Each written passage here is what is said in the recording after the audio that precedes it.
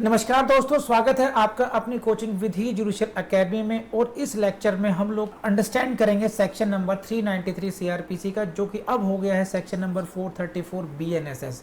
क्या कोई चेंज किया गया है? Note at all, same wording, same heading, सब कुछ सेम है। आपको केवल सेक्शन नंबर को एडजस्ट करके अपनी लर्निंग स्टार्ट करनी है। So let's start the class.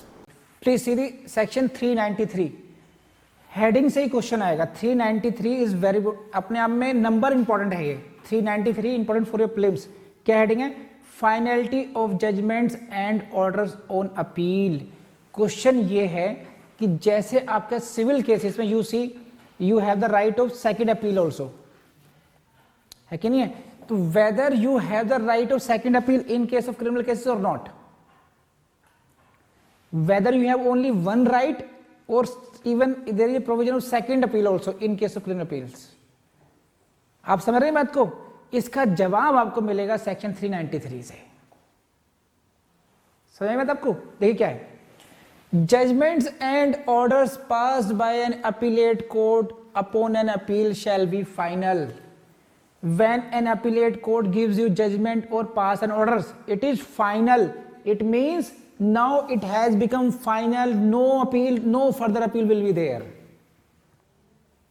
Are you getting this point? Judgments and orders passed by an appellate court upon an appeal shall be final. You will not be given second opportunity to file an appeal. You cannot challenge that order in further appeal. This is final. Once the appellate court has given a judgment, it is now final. So this is what? This is the first line of 393.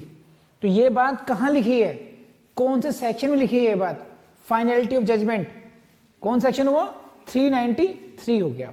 लेकिन अपवाद क्या है? Except in the case provided in section 377, 378 and subsection 4 of section 384। इन sections को छोड़ करके अब section 377 क्या कहता है? In section 377 state can go in appeal against the inadequate sentence, और हम कह सकते हैं for the enhancement of sentence के लिए जा सकता है। अब फॉर एग्जांपल समझिए, एक अक्यूज का कन्विक्शन हुआ, he is convicted. Now the state government wants to enhance his punishment and state government goes to section 377, appealing 377। क्यों है? कि गवर्नमेंट को लगा कि देर inadequate of sentence रहा, inadequacy of sentence है, therefore state government went into the appeal against this order। अब 377 में समझिए कि पहले हुआ था 2 साल का पनिशमेंट। अब अपील नेट कोर्ट ने 377 की अपील सुनते हुए उसको कर दिया 5 साल, 5 इयर्स कर दिया। समझ में आई बात आपको? इसका मतलब क्या हुआ? उसका सेंटेंस का पीरियड है 2 साल से बढ़कर के 5 साल हो गया। अब तो एक्यूज बेचारा पहले ही 2 साल के लिए परेशान था, अब उसको कितना सेंटेंस करना पड़ेगा? 5 साल के लिए। लेकिन अगर ये ऑर्डर फाइनल हो जाए तो इस ऑर्डर के खिलाफ तो उसको कोई अपील का राइट मिला ही नहीं। भाई जिस व्यक्ति के विरुद्ध 2 साल से 5 साल हो गया, तो वो अपनी गुहार कहां लगाएगा अगर ये ऑर्डर फाइनल हो गया तो? इसलिए उन्होंने कहा है कि 377 में जो ऑर्डर पास होगा that shall not be final. फिर वो उसको चैलेंज कर सकता है। At least he should get one right to appeal against order against him. उसके विरुद्ध जो ऑर्डर पास हुआ, क्या ऑर्डर पास हुआ कि उसके कि भाई पनिशमेंट पहले से मेरे खिलाफ बढ़ गया, अब तो उसको राइट मिलना चाहिए ना। तो अगर यही फाइनल कर दिया तो he will lose his right. Therefore they said what? Accept in the case provided for in section 377। ये बात समझ में आ गई? रेज हैंड अगर आ गई हो तो ठीक है। सेम थिंग इज विद, नहीं आई? हाँ, same thing is in section 378। 378 में क्या होता है? Appeal is filed against the order of acquittal. Accused was acquitted this time, and state went to appeal in appeal against the acquittal. अब acquittal के उसमें उसका कन्विक्शन हो गया, अपीलेट कोर्ट ने कन्विक्शन कर दिया, तो अब क्या होगा, एक्यूज को राइट मिलना चाहिए ना आगे बढ़ने के लिए।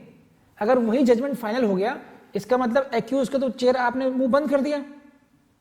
इसलिए इन्होंने कहा है कि अगर 377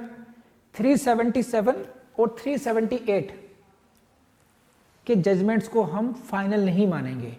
अब दोबारा समझिए इसको, judgments and orders pass by an appellate court upon an appeal shall be final except in the case provided for in section 377 378। आगे बात समझ नहीं आ गई है? ऐसा ही क्या है, सब सेक्शन 4 ऑफ 384 जो हम लोग पढ़ रहे थे अभी, 384 ऐसे ही चैप्टर 30 हो गया।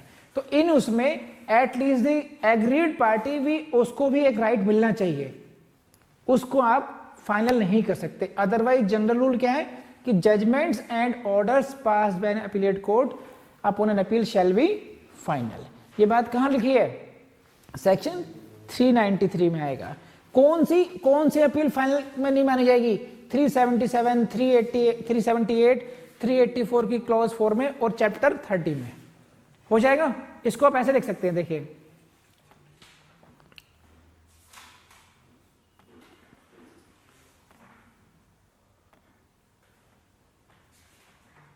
चलिए इसका पहले प्रोविजन पढ़िए, इसमें 2-3 चीज और आएंगे भी।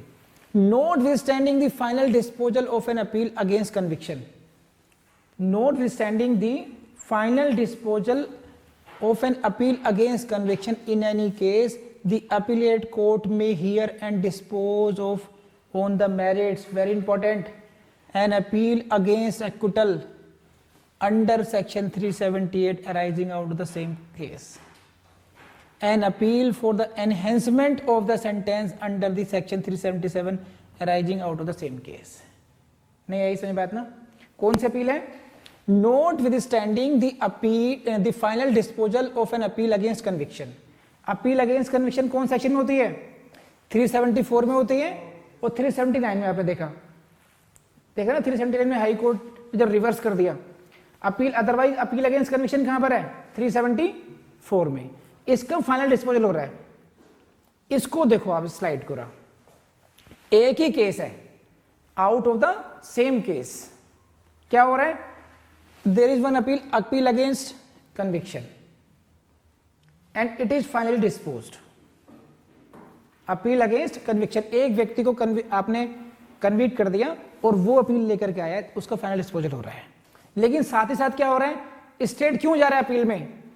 स्टेट चाहता है for enhancement of the punishment 377 में, appeal for the enhancement of sentence under section 377। समझ रहे हैं मतलब ये? तो ये कह रहे हैं कि अगर ये फाइनल डिस्पोज हो जाएगा तो क्या ये अपील सुनवाई होगी नहीं होगी? तब भी होगी। अपीलेट कोर्ट में hear and dispose of on the merits second appeal also. Same case में है, सेम केस में डिफरेंट अपील्स आ रही हैं। आ रही बात नहीं, समझ नहीं? यहां पर एक अलग अलग पार्टीज अपने अपने इंटरेस्ट के लिए आ रही हैं। एक आया अपील अगेंस्ट कन्विक्शन, कौन लेकर आएगा? एक्यूज लेकर के आया, वो फाइनल डिस्पोज हो गई, सही है। वो अब स्टेट आ रहा है। स्टेट क्यों आ रहा था? एनहेंसमेंट के लिए। तो क्वेश्चन ये है कि भाई उसको भी सुना जाए नहीं सुना जाए मेरिट्स पर? अब वो भी सुना जाएगा। दोबारा पढ़िए इसको, देखो 377 में कौन सी थी? Appeal by the state against the inadequate. 378 में appeal in case of acquittal, सही है। 377 में क्या है, 374 में क्या है, 378 में क्या है? It should be in mind. Notwithstanding the final disposal of an appeal against the conviction in any case.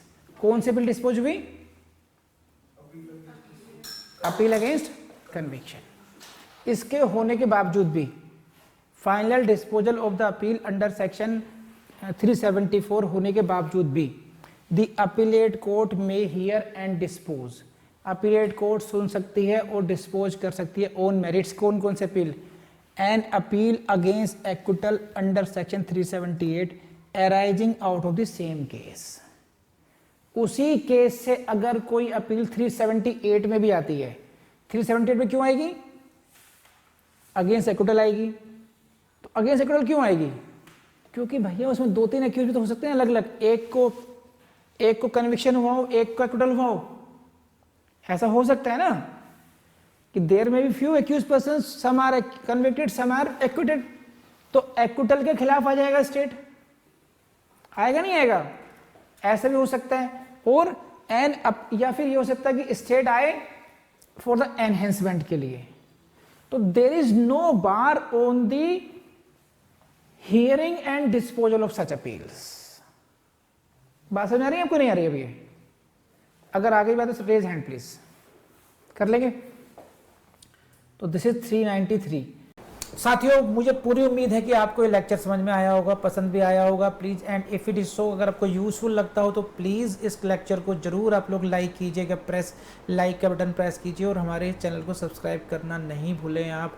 और कमेंट कर देंगे तो हमें आपसे कनेक्शन महसूस होगा, हमें पता चलेगा कि कौन से साहब ने हमारी क्लासेस की हैं, उनको कैसा महसूस हुआ। इसी के साथ में देखिए, आपको जितने भी पिछले वाले लेक्चर्स हैं उन लेक्चर्स में एक स्कीम के तहत मैं कोई ना कोई आपको ट्रिक देता रहता हूँ। तो मेरी आपको सलाह यही है कि आप सीक्वेंस में सभी सेक्शंस को ज़रूर कवर करें। जो भी मैं ट्रिक आपको देता रहता हूँ उसको एक अलग से रजिस्टर पर लिख लें कि सर ने किस तरीके से रिवीजन करने के लिए बोला है, कहीं पर किस तरीके से प्रैक्टिस करने के लिए बोला है और किस तरीके से हमें अपनी ज्यूडिशरी की तैयारी को आगे बढ़ाना है। वो सारा मैंने अलग अलग सेक्शंस में, अलग अलग क्लास में कुछ ना कुछ जैसे जब याद आया स्टूडेंट्स को ट्रिक देता गया हूँ। तो वो आपकी एक लिस्ट बना लीजिए आपकी अपनी अलग तरीके से। इसी के साथ में मैं फिर कहूँगा आपसे, vidhijudicial.com हमारी वेबसाइट है और हमारा जो ऐप है iOS में भी है, एंड्रॉयड में, उनको एक्सप्लोर करना नहीं भूलें। वहाँ से आपके लिए बहुत यूज़फुल चीज़ें हम लोगों ने दे रखी है। वहाँ पर बहुत कुछ है वहाँ पर, और लगातार हम उसको अपडेट भी कर रहे हैं। उसी तरीके से हमारा जो ये चैनल है विधि जुडिशियल एकेडमी का, यहाँ पर हमारा प्रयास ये है कि मेरे सभी भाई बहन बहुत अच्छे तरीके से कोचिंग करें कि इनको किसी भी कोचिंग में जा कर के पैसे ना देने पड़े। हमारी कोशिश यही है। और आप इसको टेस्ट कर सकते हो, प्रीवियस ईयर्स के क्वेश्चन पेपर सॉल्व कीजिए, फिर आपको पता चलेगा कि क्या इतना पढ़ने के बाद भी कहीं कोई ज़रूरत महसूस होती है। अगर होती है तो हमें बताइए, हम उसको प्रोवाइड करेंगे। अब आप कर लेंगे आप। Thank you very much.